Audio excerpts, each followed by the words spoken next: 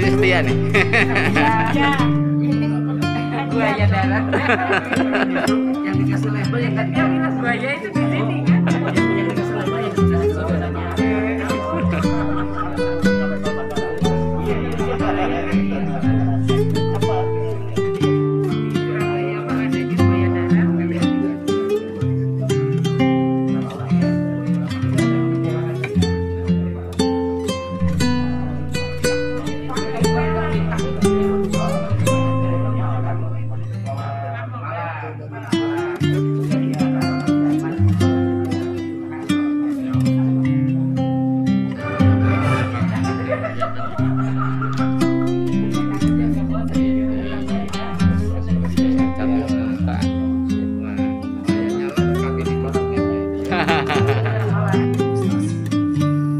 Kami laporkan, sebetulnya yang melaporkan ini Pak Suwandi dari Menteri sebagai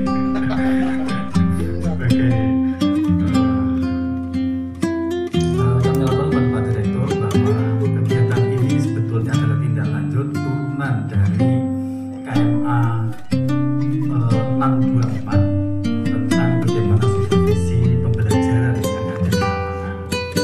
KMA ini muncul karena menghadapi keresahan di lapangan yang belum terakomodirnya pelaksanaan inovasi dan kreativitas para guru maupun kepala madrasah di lapangan selalu terbentur dengan aturan-aturan yang membelenggu, bertabrakan dengan apa yang dilakukan oleh para pengawas. Di lapangan para guru dan para kepala madrasah ingin bergerak cepat mendobrak kemapanan, kemudian berpikir out of the box, bahkan bila perlu boxnya itu dibuang. Namun di lapangan banyak terbentur dengan kebijakan-kebijakan sifatnya itu mengikat. Wa ala alihi wa sahbihi al-sidqi wal wafa, amma ba'd. Yang saya hormati Bapak Kasubdit Kurikulum dan Evaluasi serta seluruh JFT-nya. Ini ada juga Pak Suwardi, Pak Imam Bukhari dan Ibu Kita Kartini Harum namanya, panjang namanya ya. Serta seluruh JFT dan JFU di lingkungan Subdit Kurikulum dan Evaluasi. Bapak-bapak dan ibu-ibu, para kepala madrasah, para pengawas Indonesia yang saya hormati, alhamdulillah, mari kita panjatkan kepada Allah SWT atas nikmat, karunia dan pertolongan Allah. Kita dapat bersilaturahim pada kesempatan ini di bulan suci. Di tengah-tengah kita sedang menjalankan ibadah puasa. Mudah-mudahan seluruh aktivitas kegiatan kita dirahmati dan diridhoi oleh Allah Subhanahu wa Ta'ala. Amin. Yang kedua, semoga sholawat dan salam selalu terlimpahkan kepada junjungan kita Nabi besar Muhammad SAW, dengan harapan kita mendapatkan syafaat dari baginda Nabi, karena kita terus berusaha sekuat tenaga untuk mengikuti sunnah dan ajarannya. Mudah-mudahan sunnah dan ajaran Nabi ini bisa kita contoh terus sehingga mendekati kepada kesempurnaan yang akhirnya kita nanti mendapatkan syafaat di yaumil qiyamah dari baginda Nabi besar Muhammad SAW. Bapak-bapak dan ibu-ibu yang saya hormati, saya tadi bertanya kenapa Pak Kasubdit gak datang. Ya, katanya Pak Bukhari nunggu SK. SK apaan? Ya, mari kita doakan ya Pak Ahmad, mudah-mudahan besok benar-benar dilantik untuk dipromosikan menjadi eselon 2. Amin. Karena sudah ikut tes kemarin. Ini doa yang kedua kali nih ya. Ya, kedua kali. Kemarin di Cengkareng kita doakan, sekarang kita doakan mudah-mudahan tembus besok. Ya, sudah pakai jas dan dilantik. Ala hadin ya salihah wa ala kulli niyatin salihah. Wa ila hadratin Nabi Muhammadin sallallahu alaihi wasallam. Al-Fatihah. Alhamdulillah. Itu yang nyantol dengan saya di kepala saya sampai sekarang itu. Yang lain nggak nyantol sebenarnya, yang lain lupa. Ya. Tapi intinya itu, beliau selalu mengulang-ulang yang namanya supervisor atau melakukan supervisi, yaitu membantu melayani para guru, kepala madrasah, ya, seluruh SDM yang ada di madrasah, supaya apa? Supaya mutu pendidikan menjadi lebih bagus, supaya pendidikan kita menjadi berkualitas. Kurang lebih itu yang beliau sampaikan, dan saya kira itu masih relevan untuk sekarang. Sangat relevan untuk sekarang. Jadi karena ini menyusun panduan, dan ini adalah para pengawas-pengawas yang katanya tadi pengawas yang out of the box ya, dan juga para madrasah yang progresif, yang dinamis. Tentu ini harus kita bersinergi. Kita harus bisa membuat instrumen supervisi yang inline dengan Renstra Kementerian Agama, dengan program unggulan Pak Menteri, dengan tagline yang diusung oleh saya, oleh Direktur Madrasah Mandiri dan Berprestasi, harus juga inline dengan program-program yang sudah kita buat, terutama program yang mendapat funding dari Bank Dunia, World Bank. Itu harapan, dan tolong dimasukkan di panduan itu untuk instrumen supervisi di madrasah-madrasah kita. Jadi kalau kita melihat program unggulan Pak Menteri itu ada 7 itu. Ya, pertama moderasi beragama, yang kedua transformasi digital. Transformasi digital itu kalau di kita ya digital teknologi for education untuk madrasah-madrasah kita. Yang ketiga revitalisasi pondok pesantren. Ini bukan di kita tapi di Direktorat Pesantren. Yang keempat revitalisasi KUA. Ya, KUA itu di Bima Islam. Kemandirian pesantren yang ke-5 itu di Direktorat Pondok Pesantren. Yang revitalisasi KUA di Bima Islam. Kemudian yang ke-6 adalah Religiosity Index. Ini tugasnya Litbang untuk membuat indeks keberagamaan. Yang ke-7 ada Islamic Cyber University, ya, yaitu membuat kampus virtual yang dilaksanakan dimulai dari IAIN Cirebon, dan itu menjadi tugasnya Direktorat Diktis Perguruan Tinggi. Jadi dari 7 program Pak Menteri yang bersentuhan secara langsung dengan madrasah, itu moderasi beragama dan transformasi digital. Nah, tolong ini juga disupervisi, masukkan di instrumen itu. Karena ini juga inline dengan program-program yang ada di World Bank.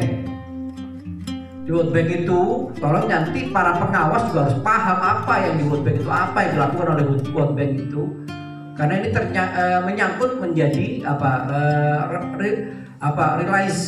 realizing promise untuk madrasah reform, untuk merealisasikan janji mereformasi madrasah.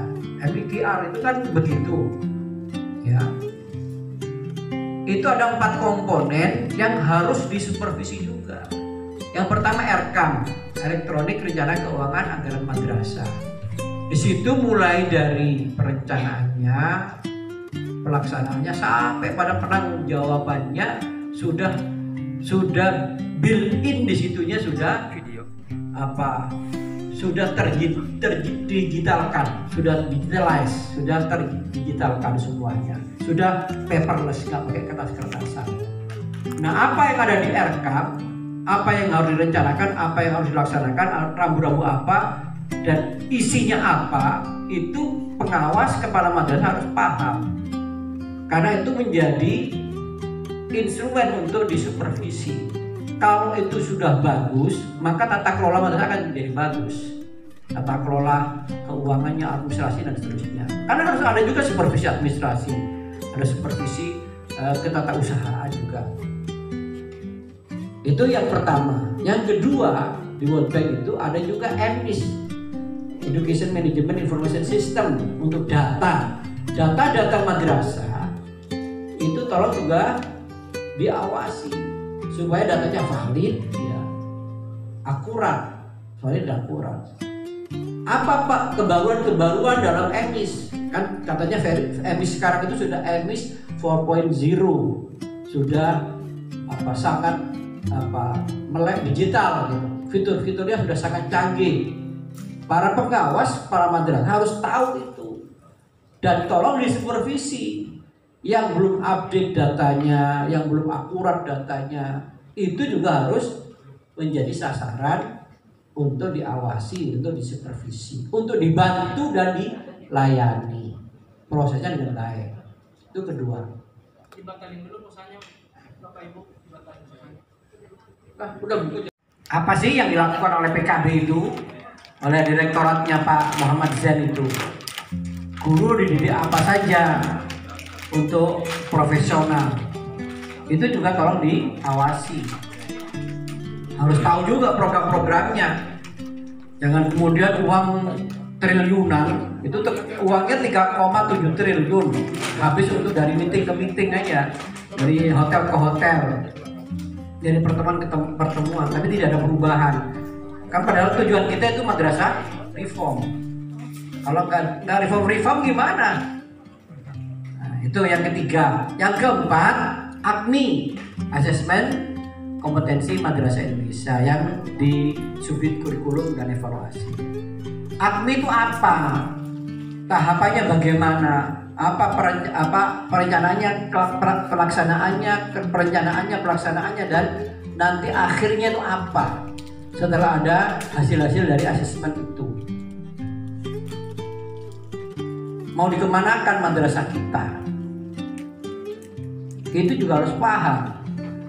Apakah dengan tidak adanya ujian nasional, kita akan membuat asesmen center, semacam asesmen di tingkat pusat, ya, setelah AKMI dilakukan seluruh Indonesia, mulai ibtidaiyah, tsanawiyah, aliyah sudah terpetakan seluruh literasi yang ada di semua jenjang madrasah, bahkan by name, per nama, per madrasah, per anak sudah tahu. Nah, dengan analisis yang diagnostik gitu ya. Nah, setelah terpetakan semua itu diapakan? Nanti tidak lanjutnya bagaimana? Guru harus berbuat apa? Sekolah harus berbuat apa? Madrasah harus berbuat apa? Nanti asesmen center untuk seluruh Indonesia itu bagaimana nantinya? Apakah nanti semacam tes TOEFL, tes TOEFL, atau tes IELTS yang orang kalau ingin tahu jati dirinya, kemampuannya, tinggal tes saja. Daerah Cirebon ternyata literasi numeriknya rendah, ya nanti saya janji setahun lagi mau tes asesmen, datang ke Jakarta asesmen. Jadi kan sudah terpetakan seluruh kompetensi, potensi dan kompetensi seluruh Indonesia itu sudah terpetakan. Nah, kita tinggal lihat aja nanti. Nah, kemudian nanti bisa dilakukan asesmen. Nanti subdit kurikulum tinggal menjadwal saja. Jadi ibarat dokter, kita sudah tahu diagnosanya. Daerah ini kekurangannya literasi baca, daerah ini kekurangannya numerik, daerah ini kekurangannya apa. Tinggal lihat aja, ini kamu waktunya kontrol. Ya, kalau dokter ya, waktu kontrol ini, ayo asesmen literasi. Ini kamu waktunya kontrol asesmen numerik. Kan begitu. Sambil terus dipantau supaya ada peningkatan dari literasi itu. Jadi itu harus inline ya, usahakan semuanya inline. Jadi jangan kemudian kita itu hanya bergerak pada cara-cara manual, cara-cara lama. cara-cara lama dengan ilmu-ilmu yang dapat di kampus yang itu sebenarnya sudah out of date, tidak sesuai dengan keadaan, tidak sesuai dengan situasi dan kondisinya. Jadi harus lihat bahwa Kementerian Agama sekarang ini untuk meningkatkan madrasah, kita perlu melayani dan kita perlu membantu dalam mensukseskan madrasah reform, yaitu Project World Bank komponen 1 sampai 4, mulai RKAM, EMIS, PKB sampai APMI. Kemudian kita juga harus membantu madrasah untuk mewujudkan program unggulan Pak Menteri Agama di bidang transformasi digital. Sudah transformasi belum? Di bidang pembelajarannya, di bidang perkantorannya, di bidang administrasinya, di bidang tata usahanya, dan seterusnya dan seterusnya. Sudah moderasi beragama belum?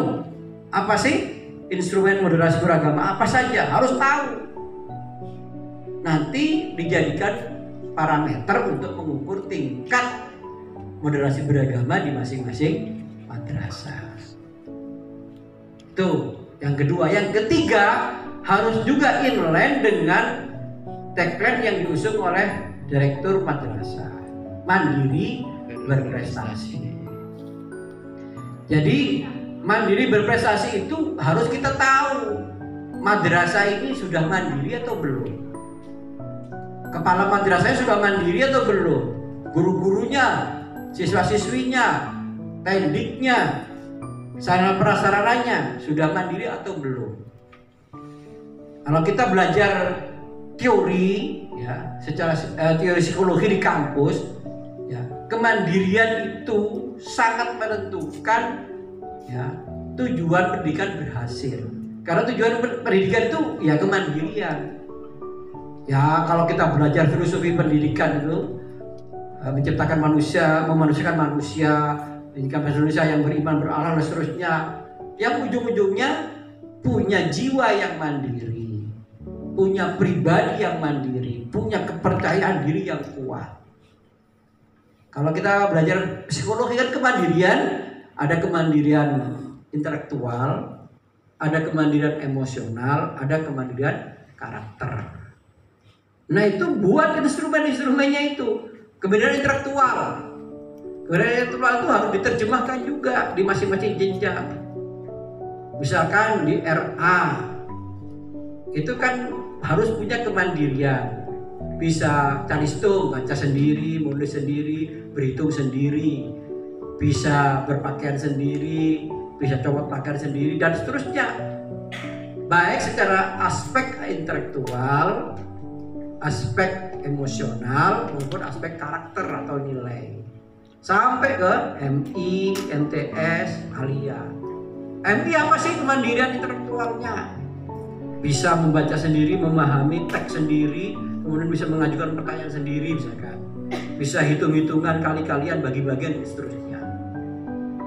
Itu secara intelektual. Gampangnya semacam itu nanti diderivasi, di breakdown di masing-masing mata pelajaran. Kemudian emosionalnya ya bisa berinteraksi dengan kawan-kawannya, bisa menghargai kawan-kawannya, bisa bersahabat dengan kawan-kawannya, bisa ngomong dengan baik.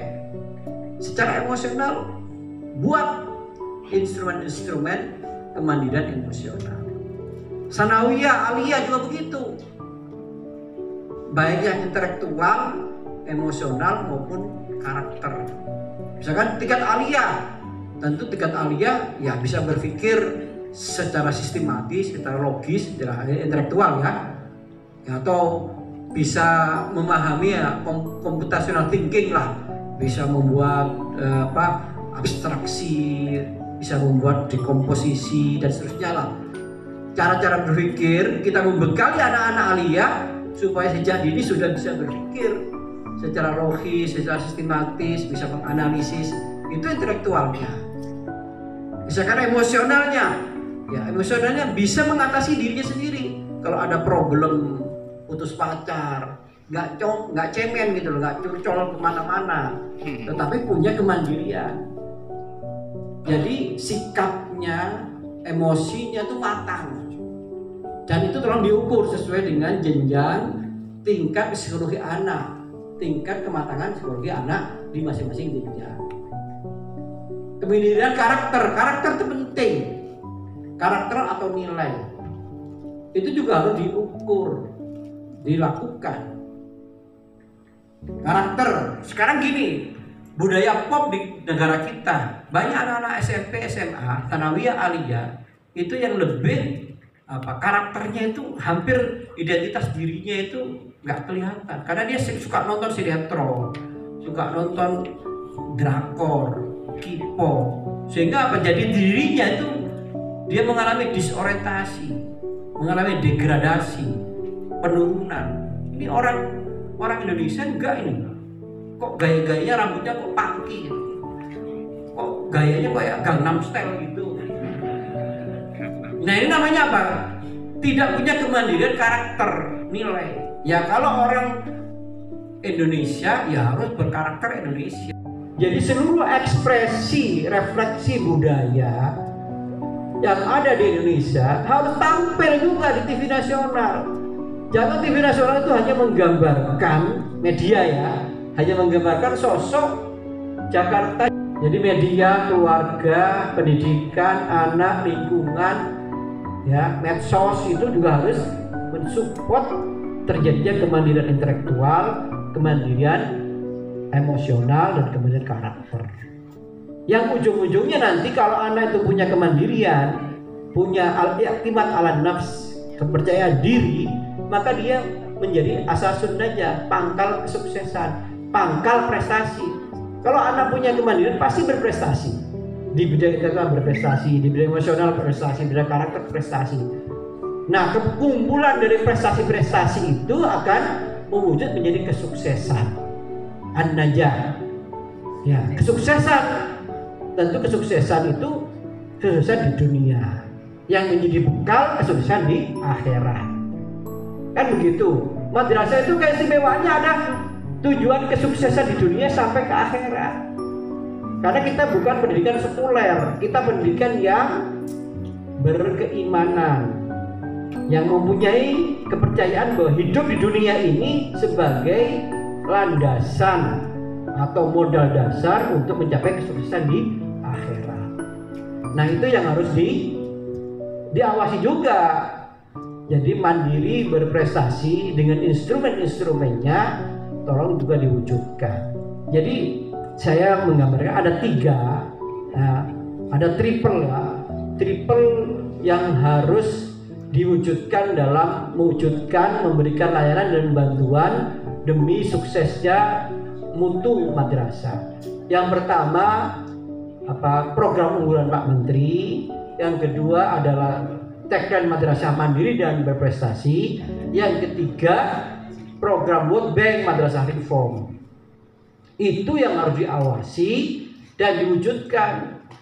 Madrasah-madrasah harus ke situ arahnya. Kalau ingin berubah, bukan hanya sekedar menghabiskan DIPA, sekedar menyelesaikan RKKL.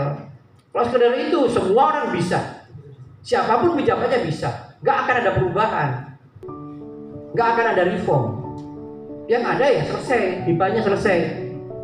Diperiksa BPK selesai, diperiksa izin selesai. Tapi apa perubahannya? Nah, perubahan yang dilakukan ya, dengan komponen-komponen tadi dan di breakdown dengan instrumen-instrumen agar supaya agar supaya menggeliat madrasah itu secara administrasi harus disupervisi, yang akhirnya punya kemandirian dalam administrasi. Secara pembelajaran juga harus disupervisi, yang akhirnya guru siswa punya kemandirian dalam belajar. Sebenarnya belajar itu ujung-ujungnya yang mandiri. Orang sukses itu kalau punya kemampuan belajar sendiri, mandiri belajar. Orang autodidak, orang hebat-hebat itu autodidak, nggak dicekokin terus gitu. Kalau dicekokin terus itu namanya bayi. Orang hebat-hebat itu semuanya autodidak, punya kemandirian dalam belajar. Karena ada sifat inquiry, sifat ingin mengeksplor Dan keingintahuan itu nggak ada batasnya. Ya, sesuai dengan hadis Nabi kan, untuk berimam dan mahdi adalah nanti. Nah, itu yang memompa kita. Kita jangan kemudian bernikmat-nikmat, berleha-leha di zona aman. Kalau selamanya masih terbuai dengan zona aman, tidak akan keluar pikiran-pikiran yang genuine. Tidak akan keluar novelty, kebaruan-kebaruan. Tidak akan menemukan sesuatu yang hebat. Harus keluar dari zona aman. Nah, saya kira itu ya. Mungkin itu tolong didiskusikan, dimasukkan, dan pengawas ini menjadi trigger tuh, untuk mendobrak gitu loh, mendorong dan juga melakukan perubahan. Kepala madrasah juga begitu. Nah, saya nanti akan buat evaluasi juga. Ya, saya bukan direktur GTK, tapi saya direktur KSK Madrasah. Tapi saya bisa memberikan masukan kepada direktur GTK. Jadi jangan hanya kepala madrasah yang hanya bisa dilantik itu, tapi nggak bisa melakukan perubahan, tidak bisa melakukan kebaruan, tidak mewujudkan kemandirian, tidak mewujudkan prestasi. Ya begitu-begitu itu sudah dievaluasi saja, ganti saja. Gitu. Saya juga begitu dengan anak buah saya ini. Kasubdit itu sama kasih yang nggak jelas kerjanya akan saya evaluasi. Termasuk saya siap dievaluasi oleh Pak Menteri, Pak Dirjen. Wah, kita itu anggaran besar loh, anggaran besar kok nggak ada apa-apanya, nggak ada suaranya, nggak ada beritanya, nggak ada apa itu kan itu apa itu? Nggak jelas itu amanah, nggak amanah kalau menurut saya. Jadi saya pernah ditanya, kenapa sih kok selalu posting madrasah ini beritanya? Pokoknya setiap kegiatan harus ada beritanya sebagai tahadus bin nikmah kita. Orang supaya tahu kita itu dikasih amanah yang luar biasa, anggaran triliunan. Loh, apa kerja kita, apa hasil kita, apa yang kita perbuat?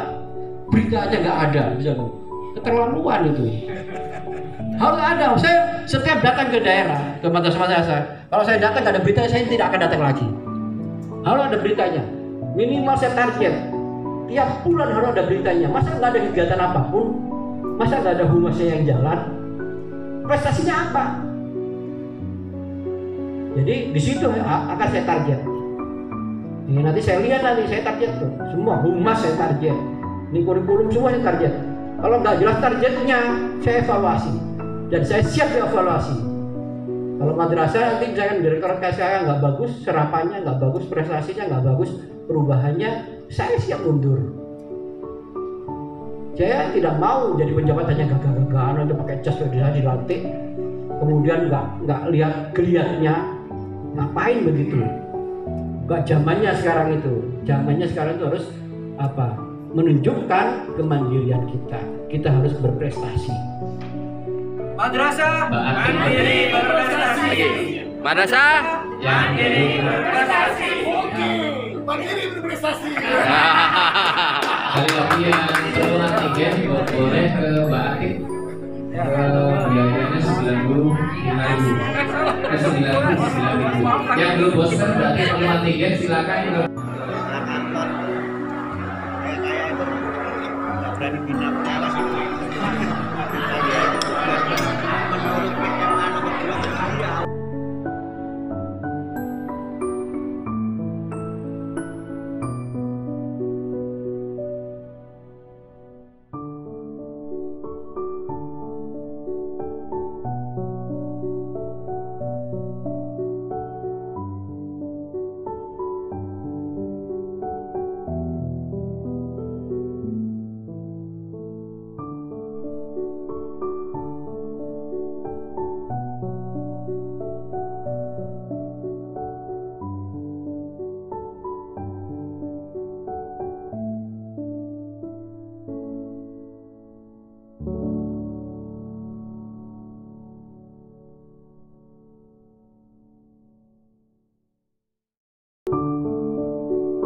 Madrasah mandiri berprestasi. Madrasah Mandiri berprestasi. Mandiri berprestasi. kali lagi yang perlu antigen boleh ke Mbak Atik. Biayanya 95.000. Yang belum bosan berarti perlu antigen silakan ke